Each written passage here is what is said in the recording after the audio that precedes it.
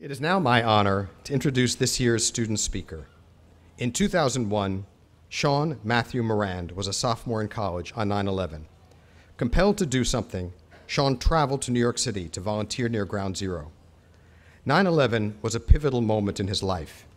He left college to enlist in the Army and serve his country, first in the Connecticut National Guard, and then as part of the 25th Infantry Division. He saw combat in Iraq and Afghanistan. Staff Sergeant Morand retired from active duty due to injuries he sustained and has since worked actively to raise awareness of veterans' issues. He will be the first in his family to graduate from college when he earns his Associate of Arts degree in Liberal Arts later tonight with a perfect 4.0 grade point average. Please welcome to the podium this year's student commencement speaker, Staff Sergeant Shaun Matthew Morand.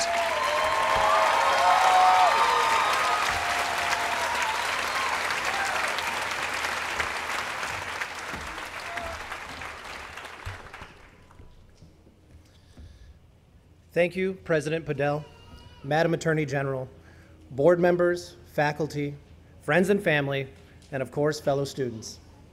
My goal over the next several minutes is not necessarily to inspire you to do something great, as many of these speeches tend to do, because you've already done that. You've already inspired me, but more importantly, I hope you've inspired yourselves to continue on to more and greater successes. Many of you ended up here today because you decided to start here so that you could go anywhere. But your choice to begin or begin again is why you were here. It's said that the journey of 1,000 miles begins with a single step. The choice to take that step was yours and yours alone. But, like me, many of you may have started this journey with tired, aching feet. This is my second attempt at the college experience. The first time I was exactly half the age I am now. I had a lot more energy, but a lot less focus. I attended a small private college right down the street from my house, a choice based less on the quality of education and more on, convenience and ease. I went to class, I did some work, I took most of my exams, but I was much more interested in the newfound freedoms of a young man. I finished my first year with the feeling that I had not taken from the experience all that I should have. I began my second year resolved to do better, to make the best of my opportunity. Little did I know I would not finish my second year of college on schedule. In fact, it would be 18 years until today to meet the goal. On a beautiful Tuesday morning in September of 2001, I was startled awake by a high-pitched screech of the emergency broadcast system. I'd fallen asleep with the TV on. Annoyed, I opened one eye to search for the power button, and the image that followed will stay with me forever. Some of you may have experienced 9/11 in a similar fashion. Some of you, too young to have experienced it yourselves, know that day as a historical footnote or by its subsequent effects on American life and wars that seemed to carry on without end. I was sworn into the United States Army less than a month later. The weekend before 9/11, I was a college student struggling to find my path. Just days later, I was on a vastly different journey. I learned so much over the course of the next 15 years and through multiple deployments to Iraq and Afghanistan. I learned how to be a soldier and a leader, but the most important lessons I learned were about myself and the things I was capable of. I learned about confidence, and more specifically, the confidence that comes from competence. Knowing what to do in situations of life and death is no different than knowing what to do in any other situation. The consequences vary, but the fact remains, you either know what you need to know or you don't. Hence, you can never learn too much and you can never learn enough. There are so many ways that the importance of knowledge has been expressed. Francis Bacon said that knowledge is power. G.I. Joe told us that knowing is half the battle. But it was Benjamin Franklin that said, an investment in knowledge always pays the best interest. Everyone taking part today has made the choice to invest in themselves, to learn more, to be more. Each of us had a different reason to begin. Each of us had a different goal in mind. But regardless of your reason for starting or your choice of destination, you can now find confidence in your ability to succeed. You should leave here with confidence because you're leaving more competent. So whether your path was chosen or a circumstance of choices, All of our paths led us right here. You're here because you're celebrating your success because you chose. You chose to continue the path you were on or to choose a new one. You chose your area of study. You chose your classes. You chose to show up to those classes when Massachusetts weather and traffic provoked you not to. You chose education. You chose the light of education over the darkness of ignorance. You are the reason you are here. Emerson said that only one who puts off foreign support and stands alone is strong and will prevail, and that we are made weaker with every recruit to our banner. And while I'd be inclined to agree with such an illustrious author, I understand that some of you may want to pass along some of those approbations to those that helped you get along. That praise is yours to share, but I'd caution you not to be too liberal with what is yours. Hold on to this day and the pride that you're feeling, because you'll need it later. Not every day after this will be so jubilant and feel so good. The memory of your successes will serve to fuel you. You'll remember what got you here, the work, the studying, the exams, the sacrifices, all the things that you did. Sure, everyone here had help. Appreciate those that helped you, but remember that you did the work. You made the choice, just as they made a choice to help you. Of course, you should show them appreciation, but you can do it by continuing to be successful and by showing them that their faith in you was not in vain. I have those supportive people in my life just as you do. My father, working for decades in the same factory, day in and day out, taught me what hard work really is. I show him my appreciation by being the first person in my family to walk across a stage such as this. I'll continue to thank him for years to come by working tirelessly to be successful in whatever undertakings I choose for myself. My wife, a far stronger person than I will ever be, pushed me to be the best I could and allowed me the time to be successful, even if it was often accompanied by one of those looks. I can assure you it was more time than she would have preferred. I'll show her appreciation by supporting her in turn, and I'm sure some gifts will help. She won't need it, though. She won't need the gifts, just as those who support you won't, because my success is her success. My success is my father's success. And then there's our professors. We can show them appreciation for what they do when we respect the classroom, when we absorb from them as much as we can. Teachers are America's most under-recognized asset, and we thank you all. Thank you.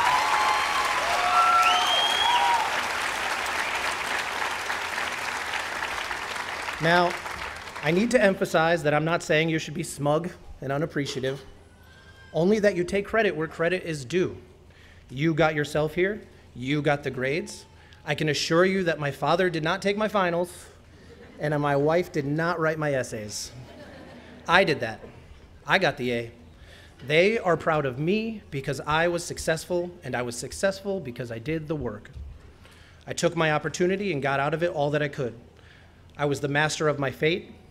I engrossed myself so wholly in my work that today, I feel like I could be the master of the universe. But since we're talking about giving credit where credit is due, I suppose that might be a tad egotistical. After all, even though I put in all the hard work, I can't claim all the credit. Got my wife and my father. So I'll take what, 80, 90%? I'll share the other 10% with those that helped me along the way. But that's okay, because I am still the majority shareholder of the universe. So, as the sun sets on this part of your journey, remember this day as one where you set your mind to a goal and accomplished it. Take that feeling and use it when you commit to whatever's next. If you're going on to further your education, remember this feeling when the nights of studying are long and the subject matter increasingly difficult. If you've learned a trade here at MassBay, remember this feeling when you're toiling to become successful in your new profession. The same type of work that got you here can get you through arduous times ahead. You've tasted success. Everyone here has tasted success, and I hope that you'll crave it again and again. So go, celebrate your success, share your joy with those that earn their 10%, and prepare yourselves for whatever's next. We'll start again on Monday. Thank you.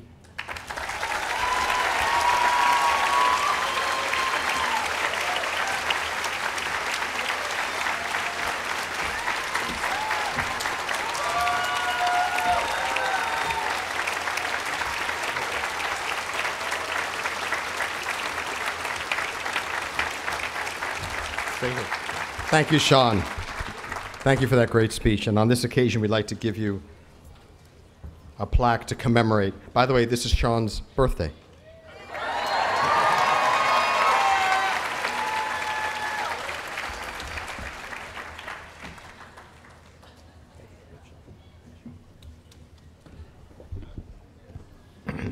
It is now my honor to present this year's recipients of the Distinguished Service Award, which honors members of the community who have provided outstanding service to MassBay, our students, or the communities we serve.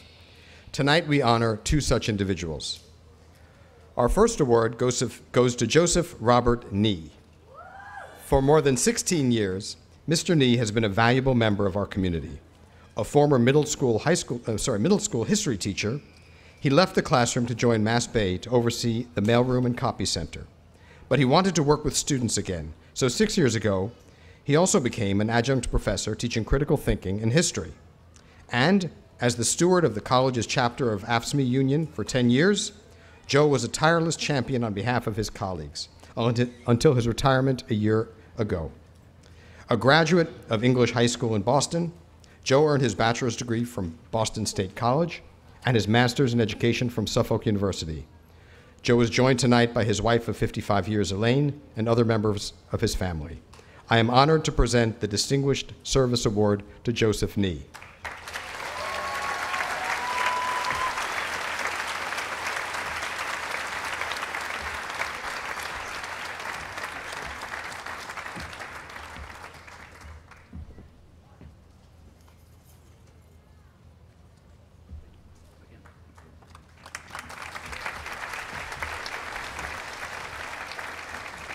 Our second award goes to one of the leaders of the Commonwealth and tonight's commencement speaker. Attorney General Maura Healey grew up in Hampton Falls, New Hampshire, as the oldest of 5 siblings. Her family taught her the value of hard work and the importance of taking care of others. She earned her bachelor's degree from Harvard and later attended law school at Northeastern. Along the way, she was also a starting point guard for a professional basketball team in Austria, and in fact, was inducted into the New England Basketball Hall of Fame in 2006. Maura Healey was elected as Massachusetts Attorney General in 2014, and in her role as the Commonwealth's Chief Law Enforcement Officer, she has tackled issues that affect the lives of residents, including drug addiction, healthcare costs, workers' rights, and student loans.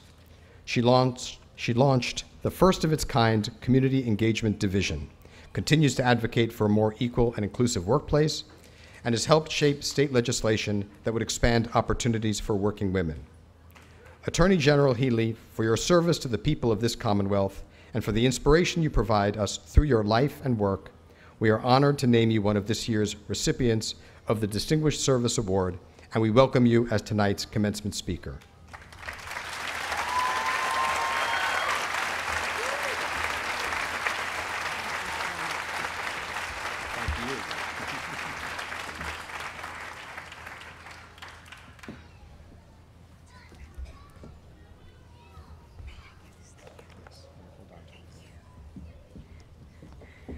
Well, good evening, graduates.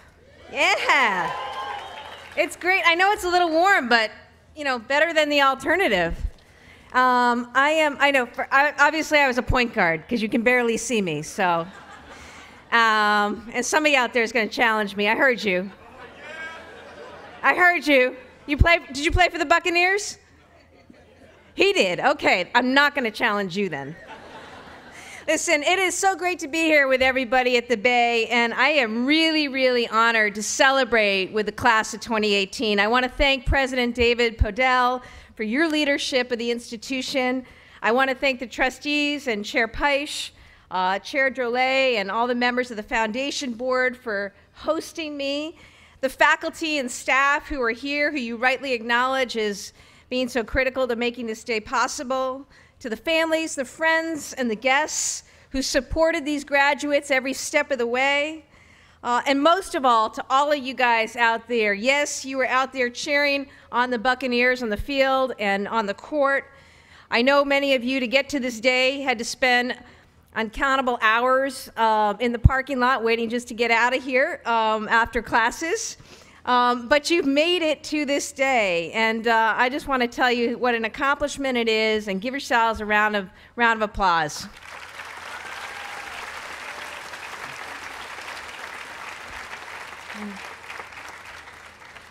I want to know, I've spent a little time talking with some of you and getting to know this campus some, and I want to tell you that I am so proud to be here because you are truly special, and this is a really special place. Take all of the proud veterans and service members in your class alone who are here today, who have done amazing things to get to this point. I know have really bonded over time spent in the bunker. And it really, really is pretty special. Your student speaker, I can't say enough about Shaun. I've had a chance to be with him tonight to listen to his inspirational and incredible story. I have to say it's not surprising he's going to go on and study English. Anybody who can combine G.I. Joe and Ralph Waldo Emerson in the same speech, you know, that's pretty great. So... And by the way, Shaun's wife is in the U.S. Army right now serving our country, so thank you.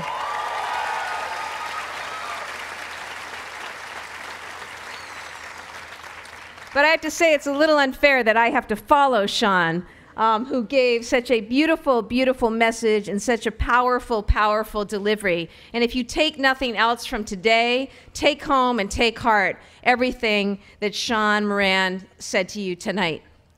I also think about somebody else I read about recently, Staff Sergeant Brad Moffitt, who's graduating today with a degree in business administration. His wife Jess is cheering him on.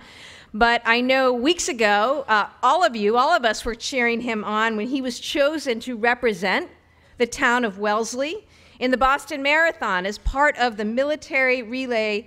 This is the first one in 100 years, really, really significant, and congratulations to you as well.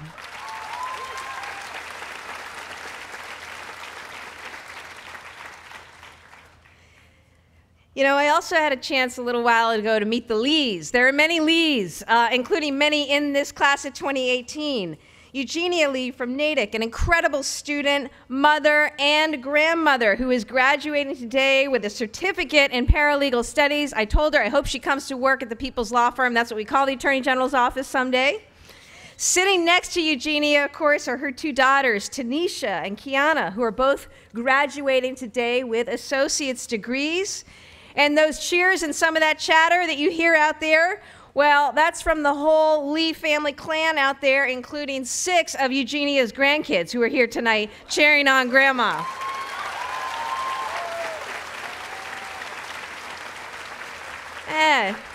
So to me, that's a perfect reflection of the kind of student that thrives here at MassBay. You know, as President Podell laid out earlier, you come from every corner of the region, this state, and even the world. You speak nearly 30 languages.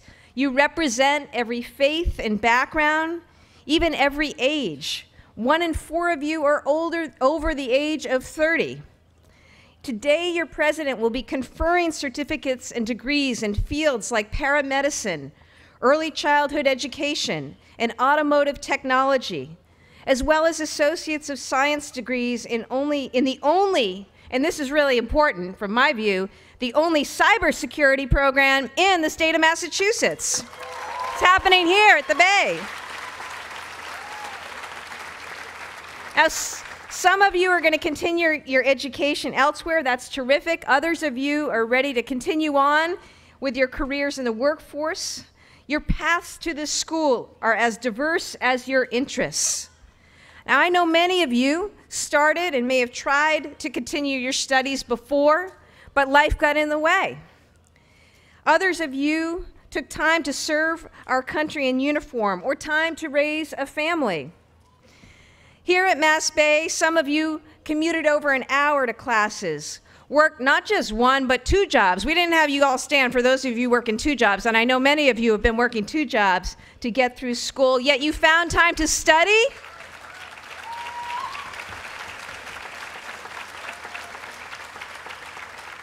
You found time to study after others in your household went to bed or before they woke up in the early morning.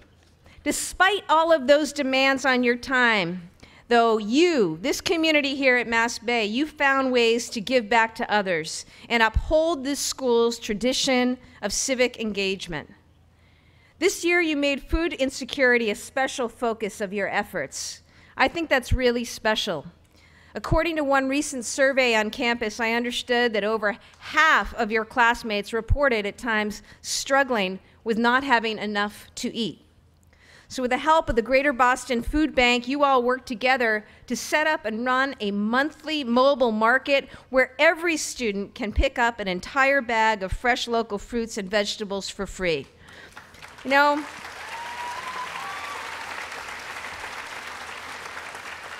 you did more than that, though. You know, after a powerful student essay on food insecurity, you launched regular food for thought meetings where anyone can come and study and eat. And you launched the Daniel's Table program, providing free frozen meals to students in need. I just wanted to take a moment to point this out, folks, because community and caring for others is something that continues for the rest of our lives. You have been doing it on this campus, and I just want to thank you as students for helping to bring energy to where it needs to be so that others of your classmates can focus on learning and growing, not worrying about where they're going to get their next meal. When you see a need, MassBay is the kind of campus that steps up to meet it. You know, I also see that same spirit of service to others in your faculty. I think about Dr. Nirmal Singh. As an assistant professor, does anybody have Dr. Singh in class? Some of you? All right. So here you go. As an assistant professor of biotechnology, Dr. Singh works on the 5th floor in the sciences labs. He's spent his time here doing groundbreaking research in cellular and molecular biology, developing cures and therapies with the cutting-edge equipment in those labs. He's someone who actually turned down way more high-paying jobs in the private sector and for pharmaceutical companies to come here and to teach and to work with all of you at MassBay, because he wanted to work on innovative ideas like the edible cholera vaccine. Have you heard of this? Do you know what's happening on this campus? I'll tell you. He's figured out a way to grow a tomato plant that's going to help save lives all over the world. You know, that's why I wanted to come here today, too.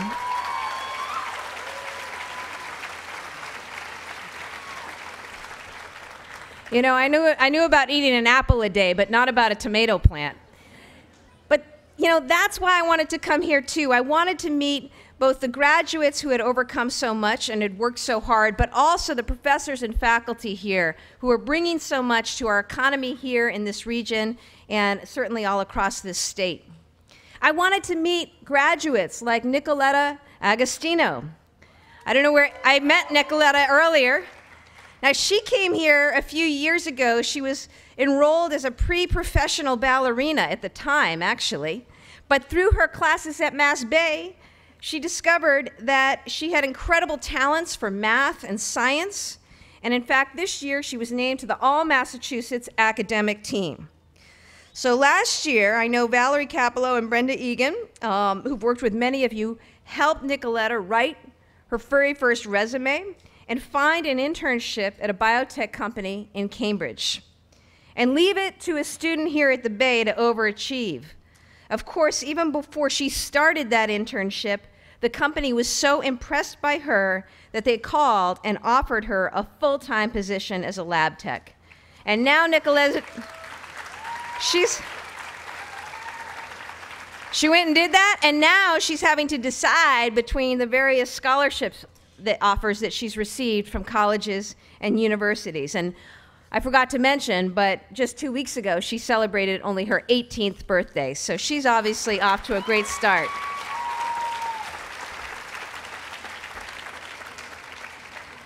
But as she put it to me, you know, here at MassBay, everybody wants everybody to succeed.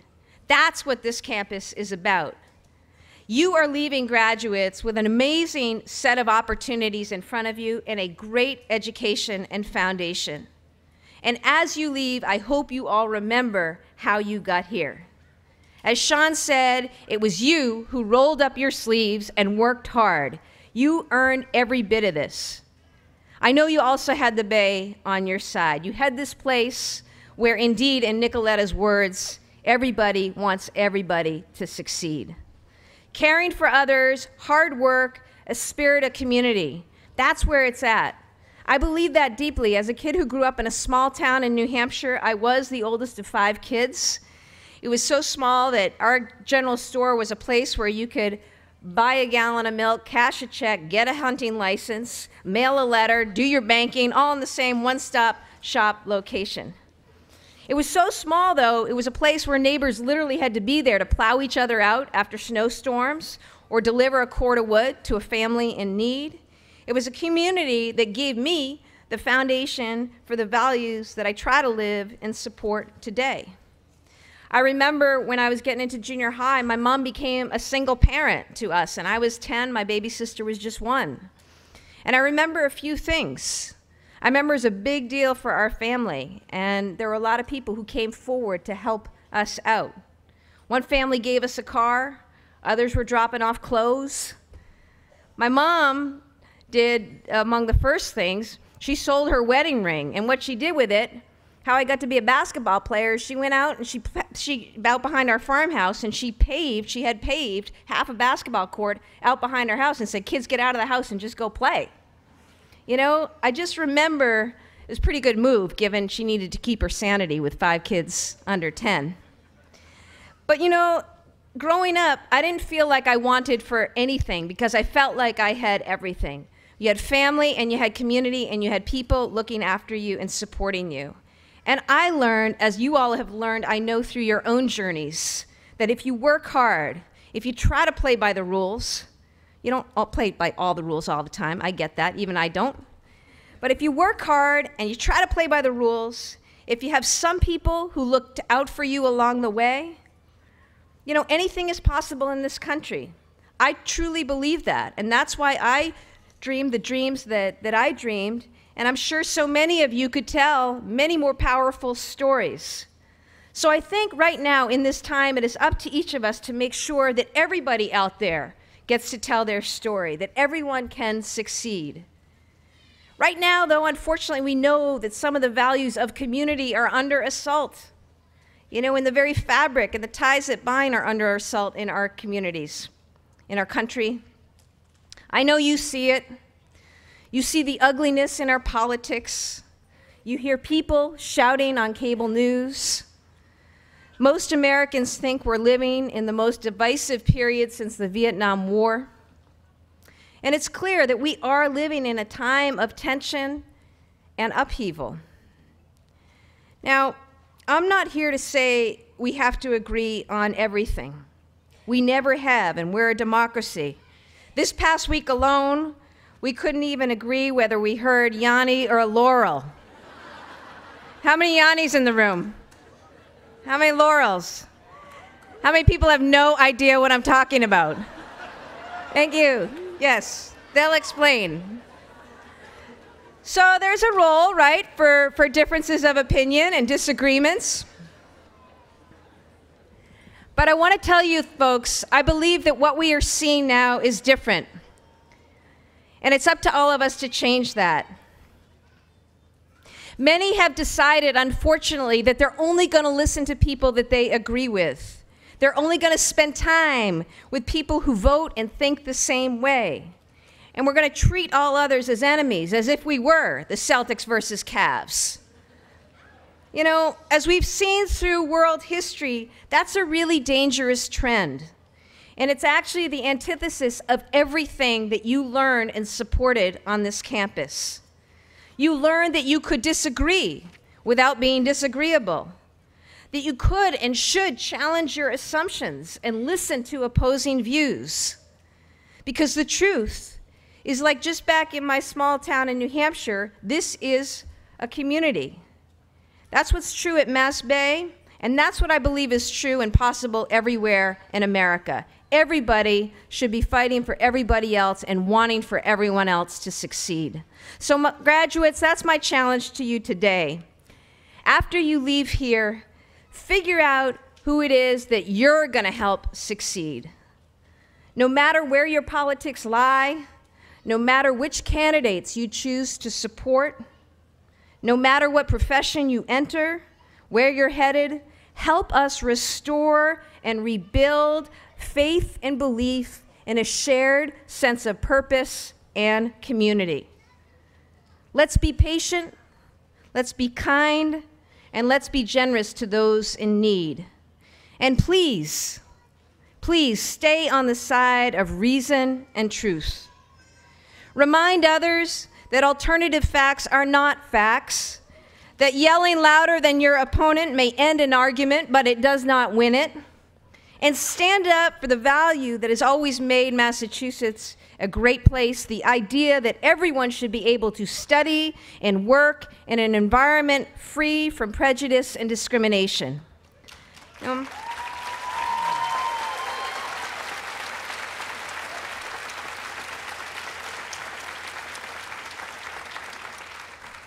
You know, that's our history here in the Massachusetts Bay Colony.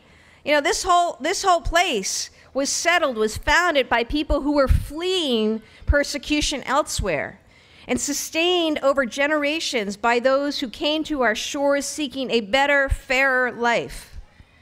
There are 34 flags behind me on this stage tonight, proof of that ongoing legacy.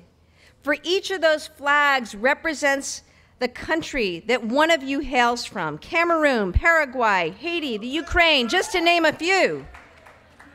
I spoke of Dr. Singh. He came here from India 16 years ago to teach young people how to cure diseases. Take Isaiah Olaporo, who when he left his tribe in Tanzania had never attended a school and didn't speak any English. But he is graduating today with a 3.5 GPA and was this year's 29 Who Shine awardee.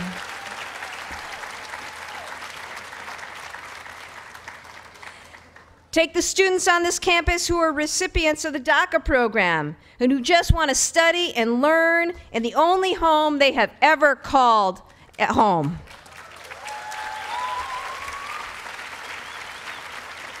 We are stronger as a community for their contributions. We are safer when we build bridges of understanding instead of walls of fear and distrust. We are smarter. We are smarter when we consider new ideas instead of labeling them fake news. We are the immigrant nation, and we cannot and must not turn our back on that history.